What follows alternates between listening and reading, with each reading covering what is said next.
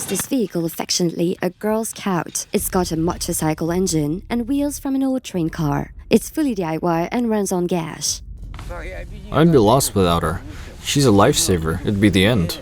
Vasily takes frequent railway trips to what is called here the mainland. It takes him 20 minutes to get to the nearest settlement with access to a proper road. Vasily gets on his Girl Scout and continues his way home. It's 8 miles away down the narrow gauge track, and 4 miles farther, the track just ends. We're about 100 miles south of Arkhangelsk, a major city and a wide seaport in the Russian north. Here, not far from the Plesetsk Spaceport, deep in the forests, there are 2 tiny settlements, Luzhma and Seza. This narrow gauge railroad is their only connection with the civilization. You can't get here by car, there are no roads. A small diesel locomotive delivers everything: food, mail, and people's pensions. Railway is the only way that supports life here, deep in the woods. There is no longer a passenger car running to the villages anymore. I am Alexandra Sabynina, reporting for How People Live project from Russia's Arkhangelsk region.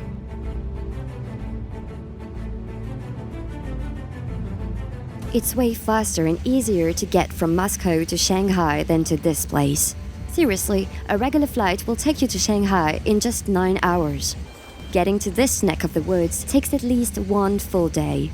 First, you have to fly from Moscow to Arkhangelsk. The flight is about an hour and a half. The plane got to the cruising altitude. The passengers got a soft drink, and that was it. The seatbelt signs were back on, instructing us to buckle up for the landing.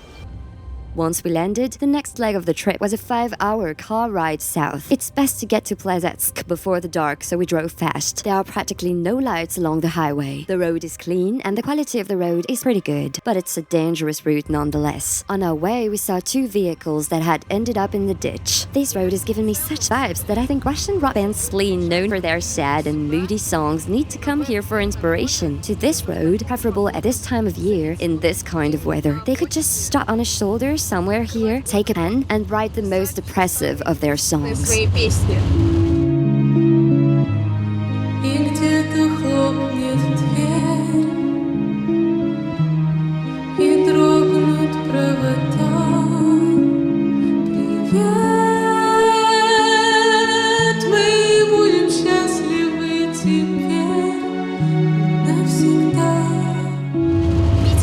band's hometown, St. Petersburg, doesn't have nearly as much sadness about it as this road does.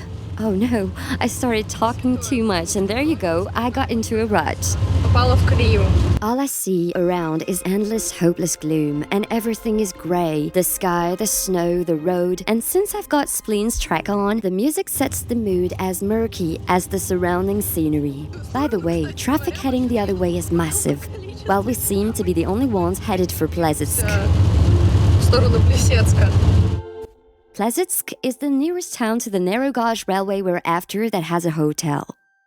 When I say nearest, it means it's still about 40 miles away. It's getting dark, there's no signal. The ride becomes completely wild. There's total darkness and thick fog. And on top of that, the car's parking sensors are glitching, and from time to time, I get a message, 0.5 or 0.6.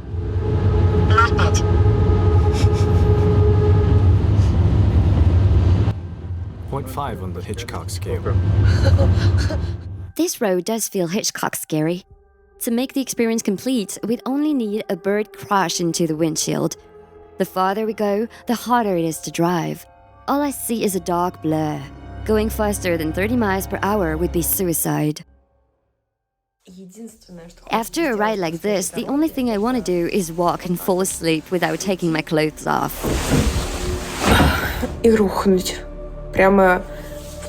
And you know, as I close my eyes, I still see those endless turn signs and the headlights of oncoming cars.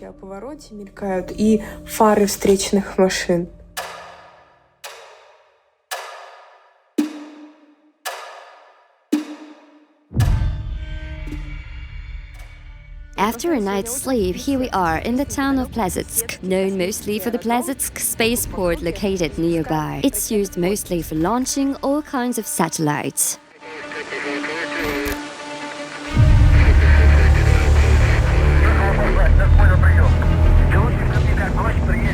We're on on the home stretch now. Our next destination is the settlement called Lipakovo. This is where the narrow gauge railway starts connecting it with two smaller settlements, Luzhma and Seza. These days, barely 100 people live in all three villages, but in the past, people would flock here from all over the Soviet Union. In 1947, the Soviets launched the construction of the narrow gauge railway in Lipakovo. The Lipakovo Railway meant to serve the Krasnovsky timber enterprise that was founded the same year to upscale the production of timber in the area. The timber enterprise grew, and many people with their daily routines and hopes and dreams had to move deeper into the forest. The settlements of Luzhma and Seza sprang up along the narrow gauge railway. Lipakovo is over there, across the river. The train to Luzhma and Seza departs in half an hour. We need to get across the river, but there's no sign of the ferry. And we can't afford to be late. The next train isn't for another 2 days. Well, there's no mistake that this is the ferry crossing, and it's supposed to be operating from 7 a.m., but there's simply no one here. There's no other way to cross the river, and we're running out of time. The train is not going to wait for us. Oh my god, I see someone. There's a person here. We've come to the right place. Hooray, hooray, hooray. Fantastic. A small pontoon platform is slowly making its way to our bank. There's a little green booth and a wooden hut on it with a person inside. There is no bridge across the Oniga, and frankly, there's no reason to believe there will ever be one. Only 3 tiny settlements are located on the other side of the river. This ferry operates here from spring to autumn. In winter, people literally drive or walk across on ice. And then there are weeks when seasons change. During the ice breakup or freeze up, the 3 villages get temporarily cut off from the rest of the world. Finally, the ferry arrives and we can hear its wooden parts creaking. We finally meet the ferryman, Yevgeny. So what do? How do I get on? Your car okay? Huh? Car okay? Sure. So I just drive up here, right? I just asked the guy, how do we get on this thing? So he asked if the car's okay. Of course it's okay. He said, wait. Honestly, it was the first time I saw a ferry, let alone got on it in a car.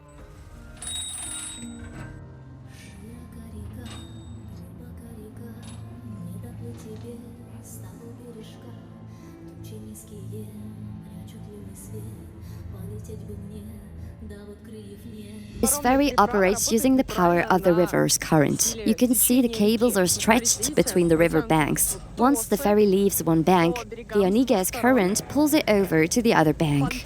To me, it feels absolutely bizarre.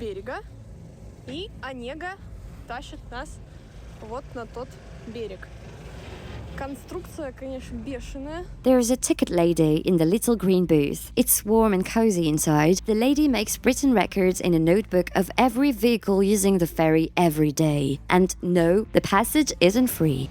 Well, if you're on foot, you don't pay. But if you're in a car, you do. The tariff vary.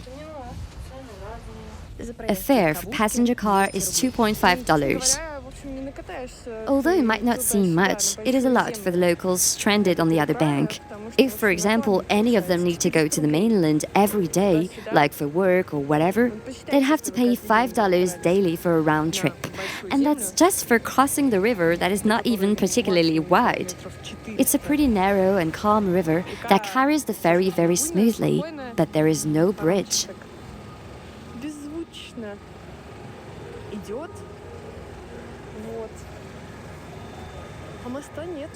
We can keep on debating whether $5 is too much or not, but some locals say they don't need a bridge. You have to understand, it has to be the simplest possible thing, and the simplest possible thing for us is a ferry. We don't need a bridge. What do we need it for? You see, when the ice breaks up in spring, it would just smash the bridge to pieces. For whom? For you. But today we're alive, tomorrow we might not be.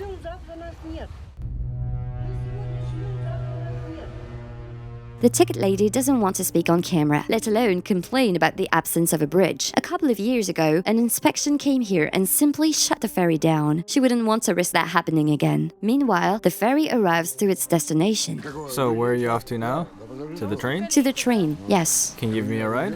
Of course, we'll give you a ride. Yevgeny used to work here at the timber enterprise. He's been working as a ferryman for the past 5 years. Do you often go to the mainland? Whenever I want to. My son-in-law comes and gets me. I call him and he comes.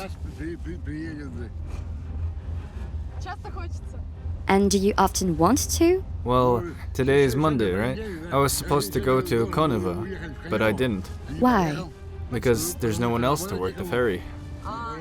We dropped Yevgeny off by a shore and raced to catch the train. It's scheduled to depart very soon. This is the final leg of our trip to the remote settlements. In a place that honestly looks like a vehicle graveyard, amid piles of timber and car parts, we spotted a brick hangar and a small brownish locomotive. It probably knew better days when it was red, but that must have been over 30 years ago, at the very least.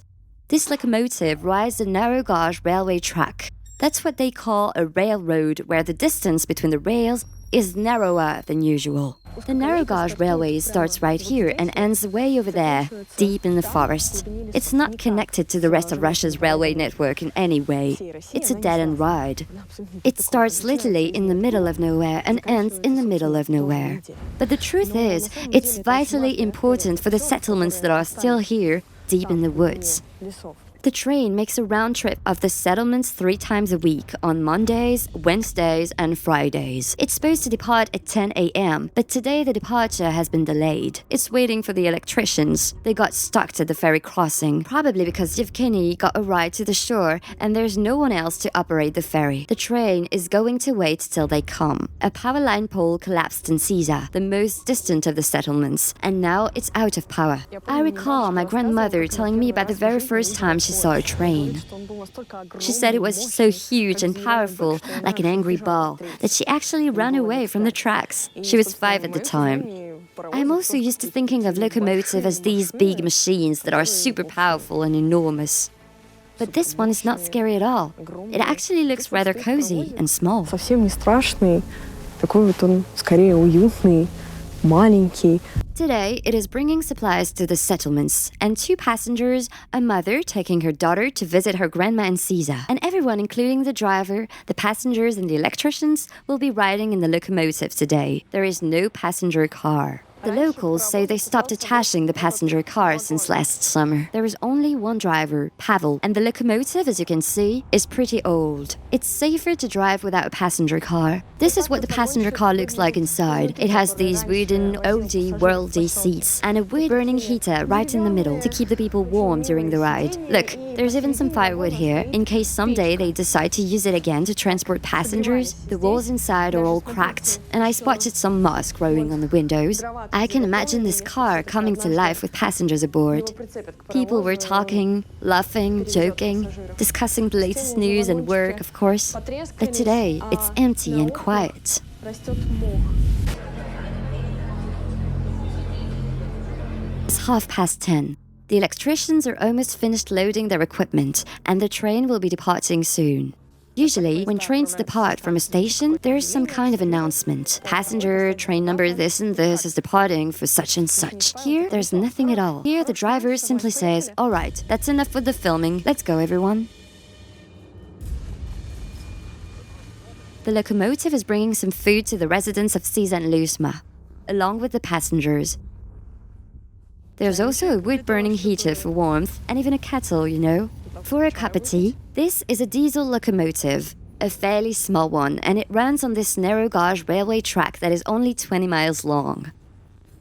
Luzhma is located 8 miles away from Lipicovo, and Seza is at the end of the track. This locomotive has a gearbox. The faster gear is the 5th. That's when it travels at about 14 miles per hour. It simply can't go any faster because it's way too old. No one makes spare parts for these anymore, and as you can see, the track is in poor condition. From up high, you can see well the narrow track cutting through the woods. It almost looks like a footpath through the forest rather than a railway road, and there's absolutely nothing around except the forests and swamps. These rails are so old they aren't straight anymore, so riding the track is quite a challenge. The locomotive is literally swaying from side to side. Electricians are frequent guests on this train. Problems with the power lines occur here all the time. They are also way too old to be operated and have been deteriorating for decades. A month ago, the electricians even had to stay overnight in Seza to get them fixed. The train derailed. The train derailed? How? Somehow, just like that. You mean literally? Absolutely. And what did you do? Haven't you seen bad tracks before? Well, I guess trains don't derail from good tracks. Why, don't trains ever derail on the Northern Railway? Come on, trains derail even in America. The most thrilling part of this trip is crossing these bridges. Okay, the rails are worn down. Still,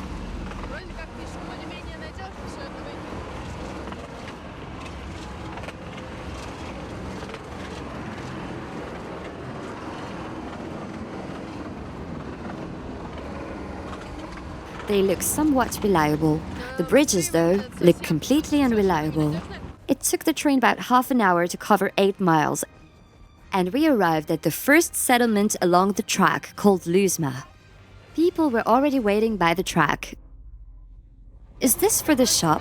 No, we don't have a shop. We just collect orders from people. So if they want bread, we order bread. And that's all. Zenaida went on to load the provisions onto the plastic sleds pulled by a snowmobile and headed off to Luzhma to distribute the goods to the locals.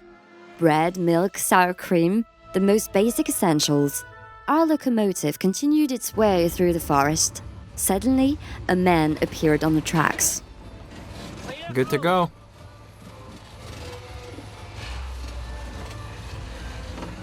Hello? Hello. What were you doing in the forest? Well, there was an accident. I was just checking the track. This is Alexander, a local resident. He lives in Seza. Alexander has been retired for a few years now, but he works part-time in track maintenance. I examine it and I fix it. It's all on me. Every day, Alexander walks miles to keep this railroad functioning. Do we need help? Of course we do, but that's decided in the parliament. So we've got our parliament to thank for our miserable life here. Right now, the state's top priority is developing the Far East. As for the people here, I guess they figure if we've survived, we'll keep on doing just that. So I fix and I fix. But what good is it? It's way too old for that. It's a no-can-do. The electricians got off the train in the middle of the forest to look for the damaged power line, leaving a bit more room in the locomotive for everyone to fit in and enjoy a little warmth by the heater. A passenger car. This locomotive is barely on the run as it is. Pulling a passenger car would be too much for it. No one makes spare parts for these. It's the last one running. Well, I hope somehow it'll keep on. It should get better by springtime anyway. The train has reached the end of the narrow gauge railway, and it's literally a dead end.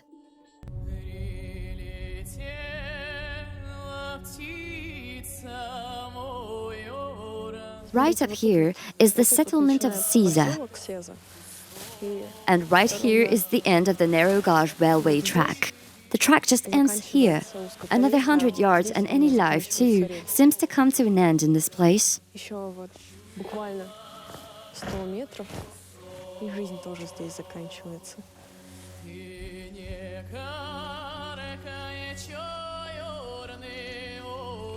Beyond this point, there's only dense forest. People have come out for the train's arrival. Pretty much everyone who lives in this settlement. These ladies are Valentina and Tatiana, two old-time friends. They've lived here for as long as they can remember. Well, what is there to tell? You've come just in time. This is our weather, this is our road, this is our life. We've brought the electricians. You have? Yes? Thank God you have. Electricians, you say? That's great news. Sounds too good to be true. We thought today is a holiday, so they won't come. You see, we have very old refrigerators here. To defrost one, you have to take everything out, and then the power comes back on. A few days later, the power is out again, and so we have to move groceries around like this. It helps that it's cold outside. We moved all the food outside for now, until the temperature falls, and after that, we'll move it inside somewhere by the doorstep, to a cold place. And so, this is how we live. This collapsing shack, I struggle to find another word for it, is the only functioning food store in the village. The porch is on the verb of collapsing, and there's a barely visible slogan on the wall dating back to the Soviet times. They also have a payphone on another wall, a single bright spot on the predominantly grey background here. It's predictably out of order. I have tears welling up in my eyes because this collapsing entrance is to the people's only store. This is a working store where people buy their groceries.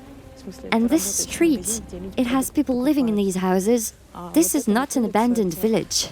There's no sign of the shopkeeper yet. Will the store open today?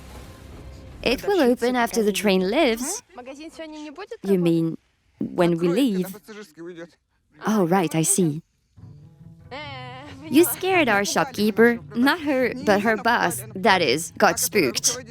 But the fact that there is no one in the shop isn't a problem. The locals simply take the goods they need. They can pay for them later. Tatiana came to the collapsed Porsche with a plastic sled. Another local resident came with a walking stick and a shopping trolley. The pension, of course, is small. They raised a tiny bit recently. It's now 17,000. Is it enough? Well, you do the math. The groceries and bread I need every day, and that's it. The money's gone. How much is the bread here? How much is bread here? 52 rubles or more? They just tell us the total.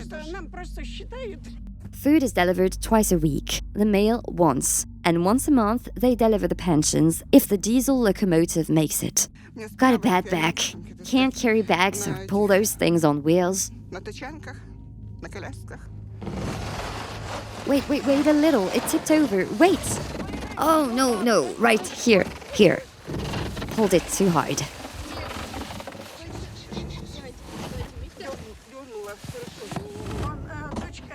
When my daughters come to visit me, they ask, Mom, how do you even walk around here? I ask, what do you mean? They say there's not even a ground here, and it's slippery. So downhill I'll slide, uphill I'll crawl. How else are we supposed to get around? We have to manage somehow. We still gotta live.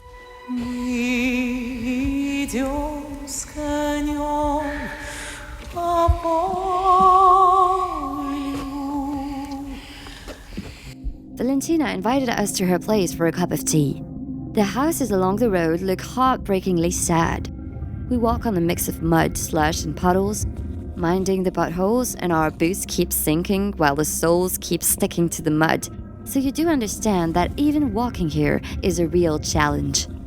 There are, in fact, wooden boardwalks, but Valentina warned us against using them. Back when they were building this settlement, they made these pathways out of wooden planks. They are used in many settlements in the Russian north, by the way. They are there so that people could still walk around when the snow season starts. But here in Seza, no one dares to walk on these anymore because they are not reliable. There are pockets in the ground underneath, and the wooden planks have deteriorated. The whole place looks like it's been visited by dementors that have sucked all the joy out of it. The fog makes the impression even stronger, muffling all sounds. And these buildings that were recently dismantled and used for firewood used to be a kindergarten. 35 cubic feet of firewood cost 1,000 rubles. One household needs 5 times that amount for the winter. One person's pension, I'll remind you, is about 17,000 rubles. People try to survive as best as they can. They did it in order to heat their homes, you see, because firewood is expensive and people don't have that much money, and so they have to make use of whatever scant resources the settlement itself can still provide. We've almost reached Valentina's house. There are just a handful of people still living here, so who is going to do anything for us? See, I had an electric pole collapse right on my house once. It fell and stayed here for 2 weeks, until the electricians came and fixed it. I went to sleep and prayed every night that nothing bad happens. Here it is. It's not properly fixed, simply propped up by some tree trunks. Here we are. I don't lock the door, there's no need to. Do I take off the shoes? Please don't. Just keep them on. It'll be better this way. It's okay. No, it's too cold here. I haven't lit up the fire yet today. I thought I'd go to the store first and then take care of it. Dogs, off you go. The narrow gauge railway isn't the only road supporting life here in these small settlements. While I was researching this topic, many residents of the Arkhangelsk region sent me photos of this bridge. It is located roughly in the same area, about 25 miles south of the narrow gauge railway. The locals call it the Ismailovsky Bridge, after the church on the other bank, although Google Maps cite a different name, calling it Ryazovy Bridge. This bridge isn't just out of order, it is actually collapsing. You can see on the right side, it's nearly touching the water. Still, this collapsing bridge remains the only way for the residents living on the other bank of the river to get over here, to this bank that has shops, a post office and medical facilities. There are several villages on the other side of the bridge.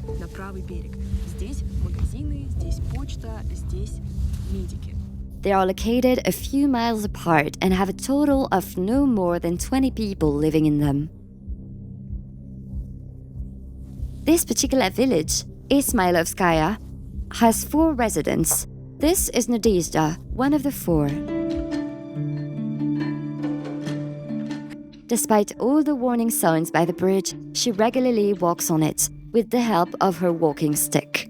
She refuses to use the boat crossing that the local authorities had set up recently. I think it's not working? Of course it's not. Just look over there at the river. Did you try calling this number? No.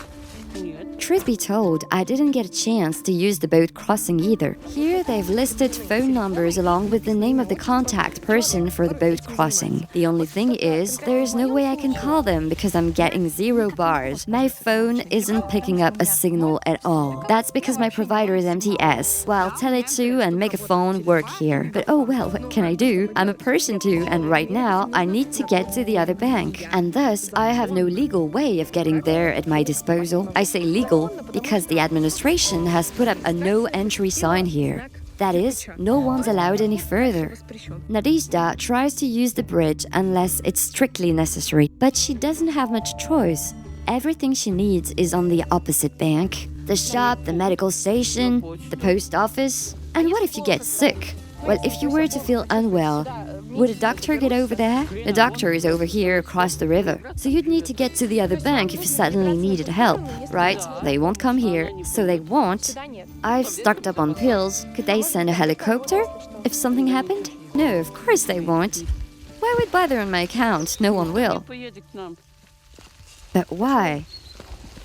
The bridge didn't collapse yesterday, or a month ago, or even a year ago. The locals have been crying out for help for the last 10 years. All they got in response was a bunch of bureaucratic formal replies. When they were cutting trees on the other side, the bridge was used for passage by loaded timber trucks, so naturally it started to break up. We got worried and started sounding the alarm, wrote to all kinds of agencies. The bridge has been named a cultural heritage site, which means fixing it is not a simple affair. While it definitely needs to be repaired, the Ministry of Culture apparently doesn't have the necessary funds. The local authorities don't either. And so, while we had to engage in prolonged correspondence with them, which took years, the bridge kept falling apart until it became what it is now.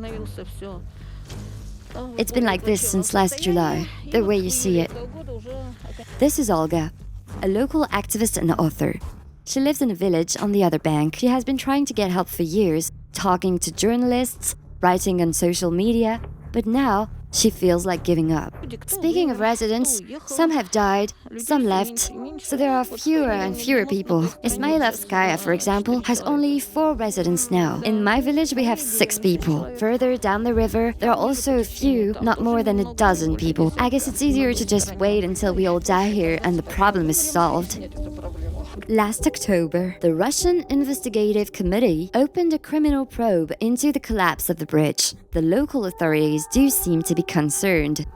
Once the news of our arrival spread, we got to meet by the head of the local administration, Olga. I said no camera. But you are part of the discussion. As I said already, no camera. But you are part of the discussion. No camera. Of course, we would like the situation to change. Please, Olga, don't think that the people here are stirring up things for no reason. It's our genuinely concern. The cemeteries here are on the other bank. Both my husband's and my parents are buried here. We all need the possibility to cross the river because naturally we love our families. We can't just abandon them over there. So we are compelled to cross the river however we can.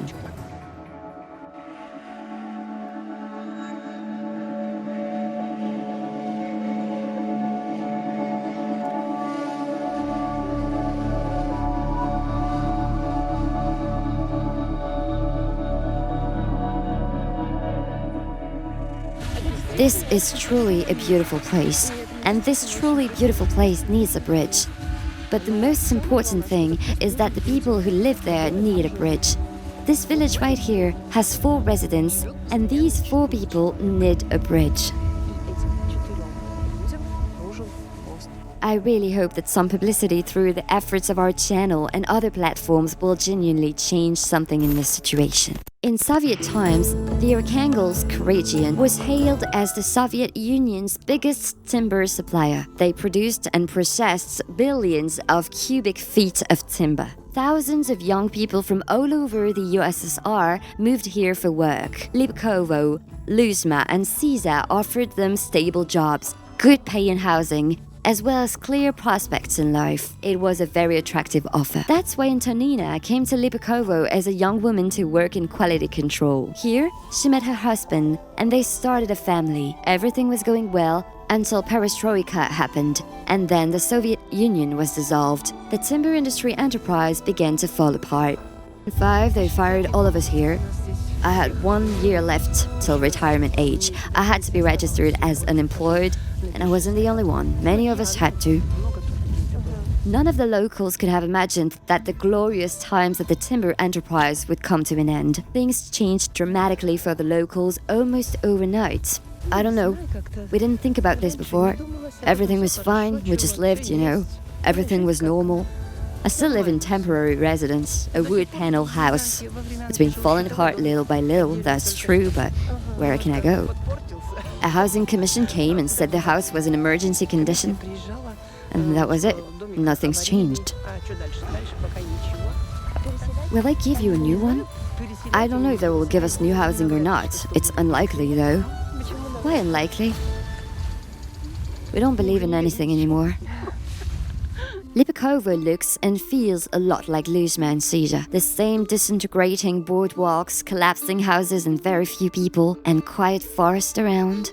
Outside the village, surrounded by the forests and swamps, stands this abandoned grey building. This used to be the railway station.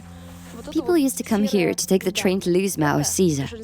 As for now, honestly, nothing about this place looks like there's a train station here. Naturally, the station is abandoned. Thick grass is everywhere. The forest has been slowly reclaiming it. The residential housing in Seza doesn't look much better. These wooden houses were built over 70 years ago, and they are simply unfit for living. Look what I found on one of the houses that are still lived in. An authentic poster dating back to the Soviet times on the wall. It's the so-called socialist commitment poster. It says how much timber the local socialist enterprise pledged to produce in 1978, as well as some yada yada about socialist working morale. Today, it looks particularly dramatic, considering the settlements and the whole production's condition. Both are practically gone, and no one believes in the bright communist future anymore. I recently found it in the shed. It was covered by a piece of plywood, but I thought, well, it does look like a decent piece of art. Someone took the trouble of drawing it up for the timber enterprise, you know? It is pretty cool. Do you recall delivering on those socialist commitments? I actually do. I even received a commendation Silly once. also used to work for the timber enterprise. He worked as a lumberjack and then in timber processing. These days, like everyone else here, he is retired, tries to keep his house standing, has his grandchildren visit him from time to time, and goes fishing. Poaching, guilty as charged. You got me after all. I'm the only guy here, and there's a lake, so what's left to do here? Only fishing, which is not allowed. There used to be 2 dormitories here and 2 schools, 2 kindergartens and a nursery. And a boarding school. Now it's all gone. Once they shut down the enterprise, it fell apart. I went to Severodvinsk once. They found that good blue clay here, you There know? are diamond deposits here, while we live in poverty. I was told so in the city. We have everything. Gold, diamonds, oil, timber, gas. Yet, we, the people, live in poverty. For some reason, we build everything for others, like our own people don't need anything, like we'll get by somehow. I don't know what to say, and I don't know if a proper road will be built here. Honestly, I'm quite surprised, in a good way, that there is a medical station here. This building right here. And it's open almost every day, though not every week because the resident paramedic travels to other places from time to time. But the fact that people here have a medical professional who can help them is awesome.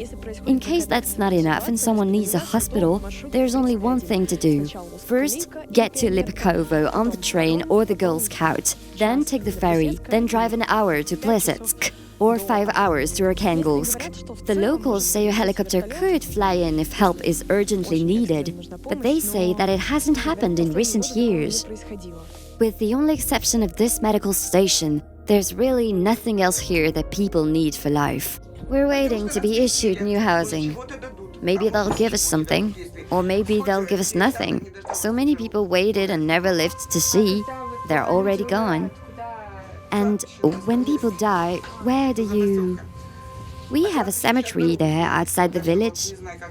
The road to the cemetery has been dismantled, so I don't know how we'll get there now. It's good if someone has... What do you call them? All-terrain vehicles or snowmobiles in winter.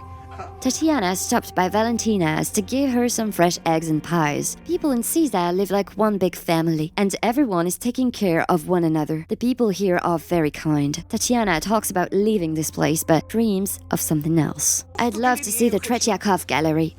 I want to see everything there. Well, it's good now that with these satellite dishes we can watch a lot of things on television. There is no cell service in Seza. You can pick up signal if you climb a nearby hill in the forest. Those who feel strong enough still do that. Also, every inhabited house here has satellite dish installed. Well, I watched old movies. I click mostly looking for something I might like, and even if it's halfway through, if it's a film I like, I leave on. There is no gas in the settlement. You have to burn wood. There's no running water either. Valentina collects drinking water from a nearby river and gets water for household needs for this well. I've already disconnected the pump. I use the pump during summer. Now I just use a bucket. Allow me, I'll get you some water.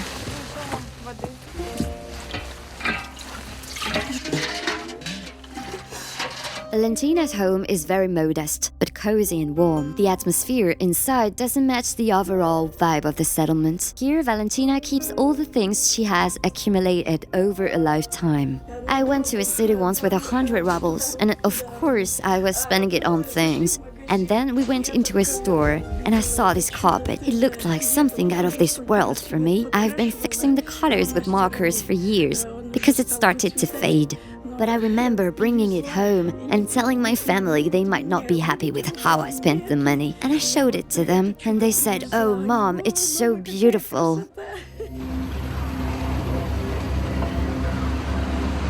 I'm leaving Seza with mixed feelings. When I was there, in that village in the end of this narrow gauge track, I felt angry. Because I can't stand this kind of neglect on the part of authorities towards the people who live there. But at the same time, the people who live there are so kind that my heart simply melted. You know, I and my cameraman were in a hurry to catch the train, and the locals kept telling us that we urgently needed to go and keep our feet warm. Our feet, even though they are the ones staying there. Alone with that road that is hanging by a thread just like their lives, without any proper amenities, in a state of limbo. Still, they were worrying about us, about me. It's nothing short of amazing that such pure and kind people live in such abandoned places.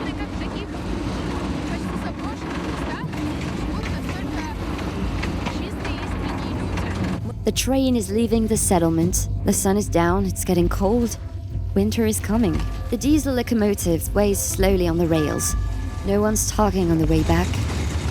The electricity in Seza was repaired today. Valentina will probably watch some old Soviet film tonight. Alexander will charge his phone and call his children. and Tatiana will stop worrying about her refrigerator, even if for a while.